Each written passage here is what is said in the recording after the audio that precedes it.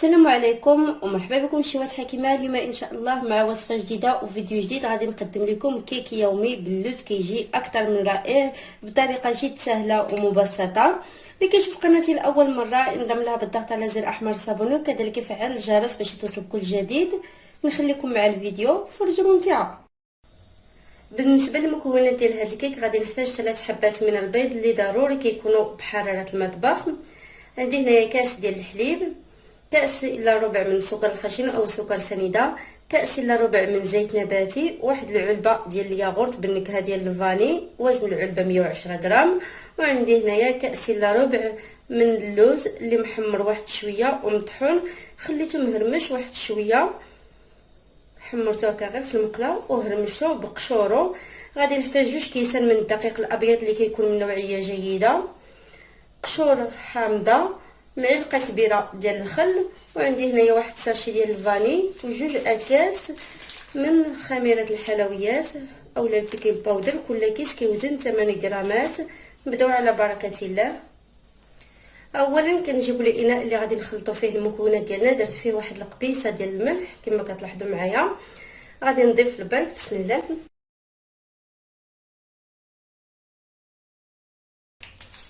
بعد ما ضفت البيض غادي نضيف الفاني، غادي نضيف السكر، وغادي نخلط مزيان هاد المكونات بالضرب الكهربائي حتى كينسجموا مع بعضياتهم بشكل جيد. الان كما لاحظتوا معايا في الفيديو بعد ما كيتجانس لينا الخليط ديالنا مزيان وكيبيض غادي نضيف الزيت بسم الله، وغادي نضيف كذلك الياغورت، وغادي نضيف الحليب، غادي نزيد نخلط. بعد ما كينسجموا لينا المكونات بشكل جيد غادي نزول الضرب الكهربائي وغادي نكملوا بالضرب اليدوي. غادي نضيف اللوز، وغادي نضيف نصف كميه من الدقيق. كما قلت لكم انا عبرت هنايا 2 كيسان ديال العنبه، ما كتضيفوهمش دفعه واحده، كتضيفوا هكا نصف الكميه وكتغربلوا. ضروري النواشف يتغربلوا. كنكملوا بالضرب اليدوي.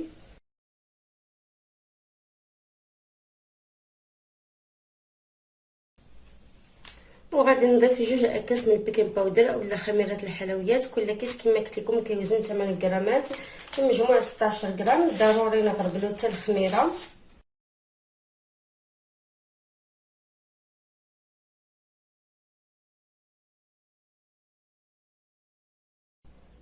وغادي نضيف القشور ديال الحامض، غادي نخلط.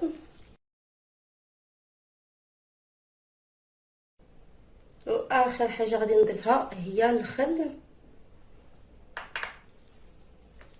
كنخلطو باش كينسجم لينا مع المكونات.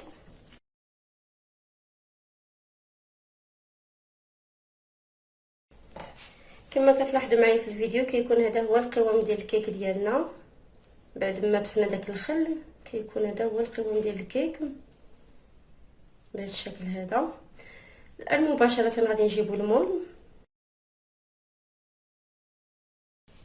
بالنسبه للمول انا اختاريت هكا هذا المول اللي فيه ثقب في الوسط. ممكن هكا تختاروا المول اللي كتفضلوا اللي كديروا فيه الكيك اليومي ديالكم. دهنتو بالزبده وغبرتو بالدقيق قبل ما نبدا في تحضير الكيك. كتوجدوا المول قبل. الان مباشره غادي نحاولوا نصبوا الخليط ديال الكيك ديالنا. دائما كنهزو يدينا للفوق.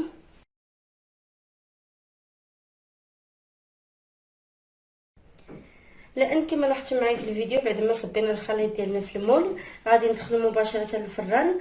ما مسخناش من قبل، الفران كيكون بارد على درجه 180 درجه. نخلي الكيك ديالنا حتى كيطيب وكيتنفخ ويتحمر كذلك من 2 جهات ومن بعد نتلاقى. كيكون هذا هو الشكل ديال الكيك ديالنا بعد ما خرجناه من الفرن. خليته تقريبا واحد 5 دقائق حتى برد واحد شويه، لان غادي نحطو مباشره في طبق التقديم.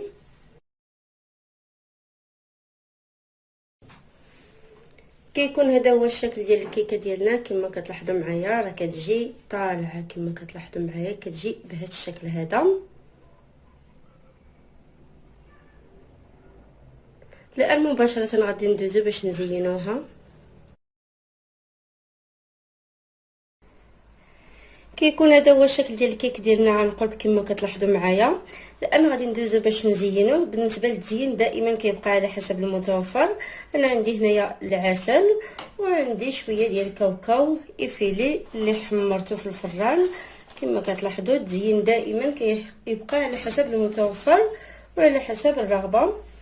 غادي ندهنوا الكيك ديالنا مزيان.